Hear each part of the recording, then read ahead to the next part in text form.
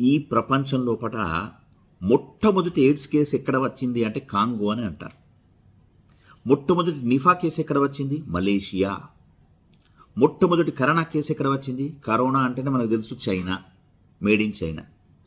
మొట్టమొదటి Ebola case ఎక్కడ వచ్చింది? సుడాన్ అంటారు. మరి బర్డ్ ఫ్లూ ఎక్కడ వచ్చింది? మొట్టమొదటి బర్డ్ ఫ్లూ అనగానే కథ మన దగ్గర ఇక్కడ పక్షులని చచ్చిపోతున్నాయి, కోళ్ళు వీళ్ళు అని చూస్తున్నాం కదా, అది ఎక్కడ వచ్చింది అనగానే హాంకాంగ్ అని అంటాం.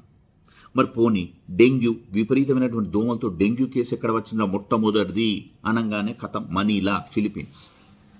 ఇలా ఎన్నో రోగాలకు తర్వాత వైరస్లకు కారణం అన్నీ బయటి దేశాలలోనే ఉన్నాయి. మన దగ్గర చూడండి, లక్షల మంది పుష్కరాల పేరిట కుంభమేళా అనేటటువంటి దాని మీద ఒకే నది లోపల ఒకే సమయంలో మునుగుతున్నప్పటికీ కూడా మన దేశంలో ఇప్పటి వరకు ఒక్క దుష్ట వైరస్ అనేది కూడా పుట్టలేదు. మూర్ఖులకి ఏం తెలుస్తుంది చెప్పండి మన యొక్క సనాతన ధర్మంలోని శాస్త్రీయత అనేటటువంటి విషయం. మీరు నా విషయంతో ఏకీభవిస్తే తప్పకుండా స్పందిస్తారని, సబ్స్క్రైబ్ చేసుకొని ప్రోత్సహిస్తారని ఆశిస్తున్నా. ఏమంటారు? Thank you.